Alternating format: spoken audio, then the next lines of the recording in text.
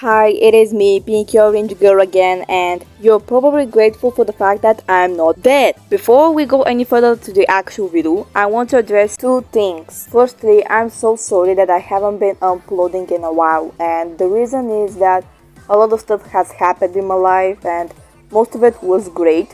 So I was just trying to enjoy my summer as much as I could, and I'm still doing that. And the second thing is that I still didn't start working on my big video project because of this reason. So yeah, I'm sorry. But the good news are that I will have the time to make short format videos like this where I discuss a certain thing for at least 10 minutes that is Splatoon related. Anyways, let's get into the video. Since I don't actually play any Splatfest because of internet issues, so I'm not gonna comment about the actual gameplay of the Splatfest. Instead, I'm going to talk about the results and how they calculate them. The way that these Splatfest results work, they somehow feel broken, and to be honest, I don't think that those results are legit and 100% correct, because it is coincidentally Shiver the one who always wins, even if her team isn't the most popular. Let's take the most recent Splatfest as an example. Money vs Fame vs Love, which is a previous Splatfest in Splatoon 2 where Love won. And yet in here, Money, aka Shiver's team, won. And now you're probably wondering, yeah, what's the big deal? Well, if you have been around since the very first Splatoon 3 Splatfest, Rock vs Paper vs Scissors, where even if Team Scissors was the most popular choice, and despite how many matches this team won, judging by YouTube videos, Team Rock was the winner. And even if I was for Team Rock, and I was very happy to hear that, I was still kinda confused about it. Then a lot of other Splatfests later, me and probably you as well, started to notice a pattern here. Gear vs Grub vs Fun. Gear won. Nessie vs Alien vs Bigfoot.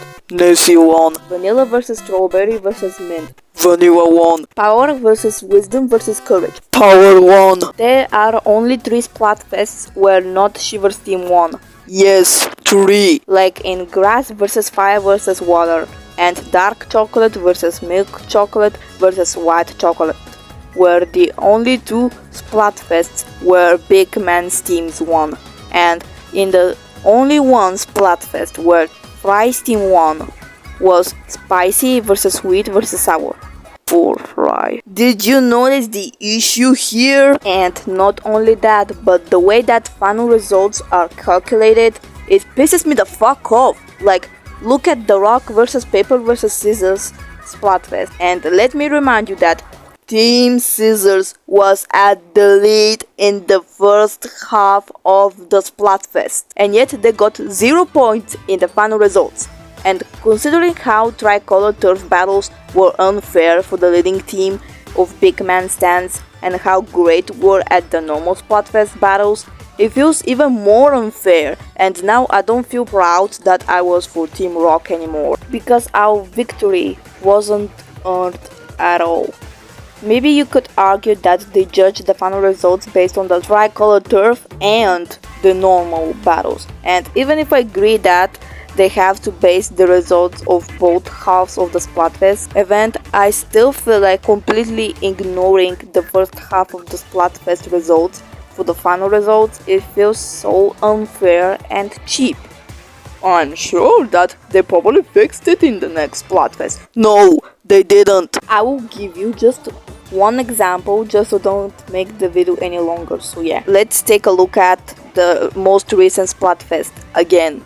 Look at how they calculate the final results. So they gave 7 points to Team Money for sneak peek count shell rates and 0 points for the Fame and Love teams, despite them being close to be on par with Team Money's results. I mean, they had to at least add points for the other teams, not just for her own. And I will give the points like this. Team Money gets 3 points, Team Fame gets 1 point, and Team Love gets 2 points.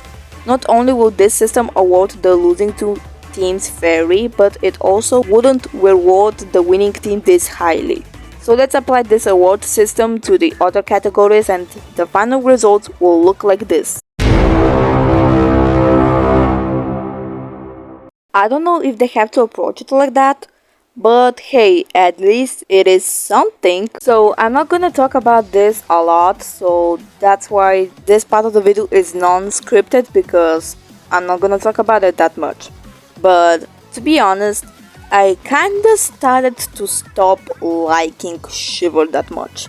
I mean, because of how many Splatfest she won, I'm like, yeah, that's too much. To the point where I feel like Nintendo wants intentionally only her to be the one to win Splatfest. And the reason is because Shiver is too OP.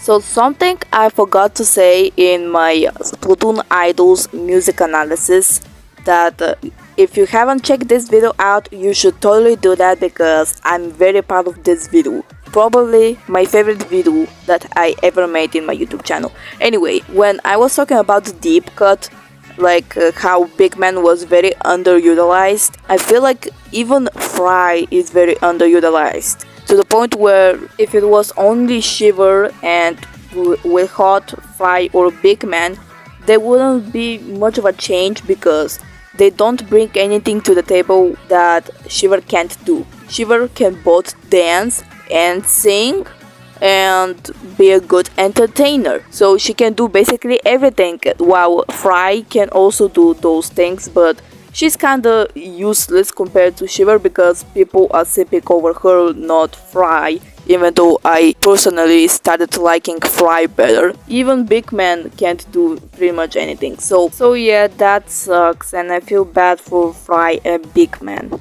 Especially Fry, good lord. Anyways, before I end the video here, I just wanted to address something that caught my attention. So basically, for the most recent Splatfest, Team Love was basically in a lot of mirror matches, which is basically Team Love was basically battling each other. So both teams were from Team Love, and you're probably thinking, yeah, Team Love can totally win the popularity, right? But Team Money won this category, even though this doesn't make any sense. Like, this doesn't make any sense, and to the point where it feels like those mirror matches don't even matter, and it feels like a waste of time. And personally, I was for Team Love. I feel awful for Team Love. May God bless us that the next Splatfest, not Shiver's team, is gonna win. And please, Nintendo, let Fry win another Splatfest. Please! Anyways, thank you for watching.